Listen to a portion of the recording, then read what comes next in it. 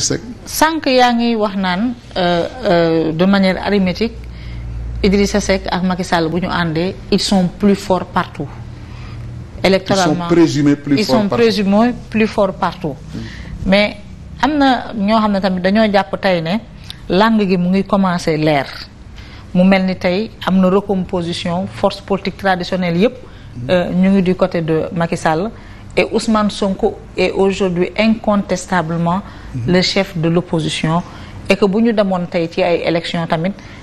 mbir mi tamit mën naa bañ a demee ni ñu ko foogewul c'est-à-dire sénégalais yi aspirer au changement yépp mën nañu dem wàllu yaan dooleel ki nga xam ne moom mooy Ousmane Sonko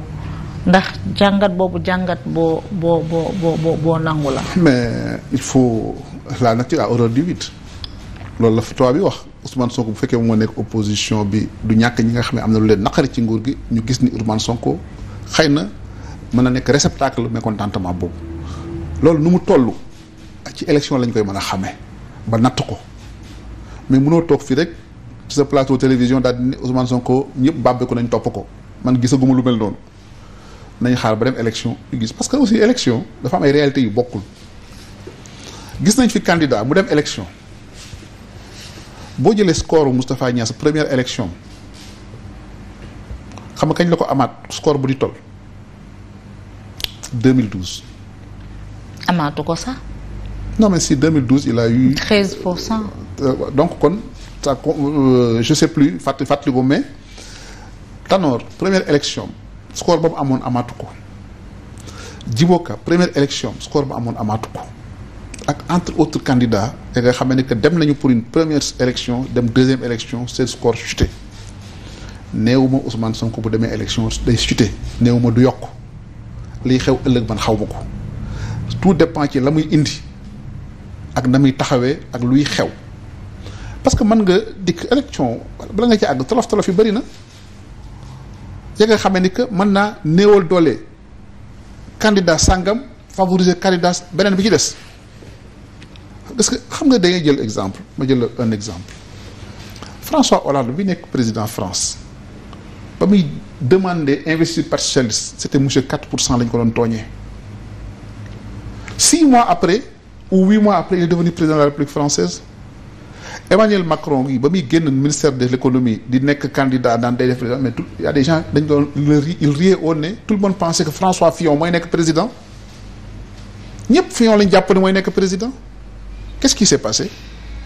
États-Unis 2016 Trump kenn jàpp loolu lay gagné il est sorti des urnes comme par hasard donc li xew ci ay élections dynamique électorale tant que àgguñu ca ñu xool contexte bi xool enjeu xool kan moo nekk candidat ak kan moo fa nekkul candidat mënoo xam kuy am lan. mais xalaatoo ne ak jafe-jafe yi ndaw yi di jànkonteel parce que Ousmane Sonko il a un électorat très jeune. mbiru drame immigration clandestine bi ñi nga xam ne les déçus de la réélection de Macky Sall xalaatoo ne ñooñu mën nañ gën a baliser l'horizon pour Ousmane Sonko au local et aux législatives. Non mën na nekk comme mën na bañ a nekk mais dama bëgg aussi ñu jël ay faits immigration clandestine depuis 2004 2006 la fi ew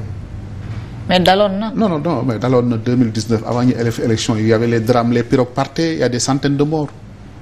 ay Lampedusa ak ay yooyu yëpp fi lañ ko fekk terewul dynamique électorale bi ngi fi amaat na temps yi parce que jógaat na lu bees la xëy na mën naa jeex fii ak mu yàgg comme mën naa continuer jàpp mu ni que gouvernement dina toog di seetaan ba du ci def ay tànk ba mu set aussi bul fàtte ni que période bi nga xam ne moo am ni climat bi ci la nit ñi mën ci la gars yi mën a jëlee gaal yi dem mais am na période ba xam ne bu ñu nekkee fu mu jaar day taxaw la xewoon avril mars mai du xew décembre janvier. mais phénomène bi nii dafa violent de bii gëj nañ koo dund. dafa violent depuis 2011 2012. non enfin gëj nañ ko dund. de immigration yàgg naa am mais sénégalais yi mobilisé wu ñu woon nii. non si au péril de leur vie. non bu ko waxati.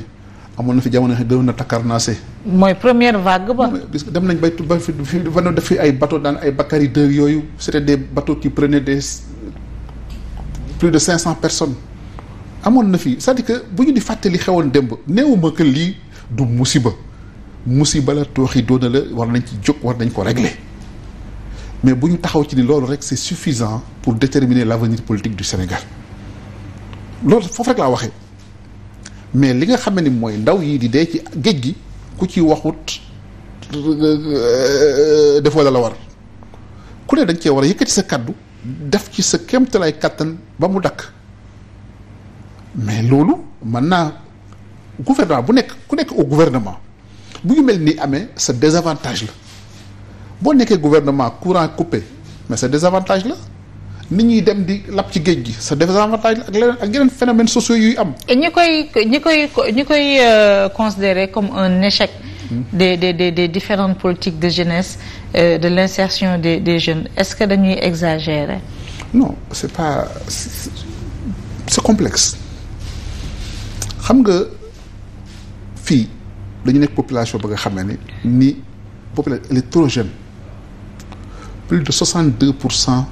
de la population a moins de 25 ans phénomène bi frappé wul Sénégal rek réew yu ëpp doole Sénégal muy ay Nigéria wala ay Côte d'Ivoire wala yeneen réew africain wala ay Maghreb seeni doom dañuy jël di géej gi di dem kooku kenn du ko contesté da ngay gis ñuy jógee Maroc di jógee Algérie di jógee Tunisie di ay doomu Maroc ay doomu Algérie ay doomu Maroc ay doomu Libyen wala ay doomu ay Égyptien wala ay Sénégalais ay Burkinabé ay Malien ay et cetera di dem kon du concerné wul Sénégal rek c'est un phénomène ba nga xam ne bees na mais loolu day wane ni réew yi xëy na am nañ yaakaar di que ci réew tubaab bi la gën a tane li ko waral moo di que ndaw yi liggéey ñu war a yëpp amuñu ko lu gouvernement def doyut il faut ñu dolli ko ndaw ñi def nañ seen xel ni que dund gi fële la gën a bakkane kon dañuy bëgg a dem seeni waajur jàpp nañ ni que seen tekki seen teraanga mi ngi aju ci seen doom yi dem ba dañuy jël seen alal di ko ci def muy dem dama mas a dem encore bi di ci benn chronique dama masoon dem tour benn conférence ba nga xamee ni que journalisme et citoyenneté benn organisation mooy daje annuel média français yi ma amoon benn panel sur l'immigration et les médias ma bokkoon ci panélistes yi ma gis gars yi wane ay film lu nañu yàq ko pauvreté naan dañoo xiif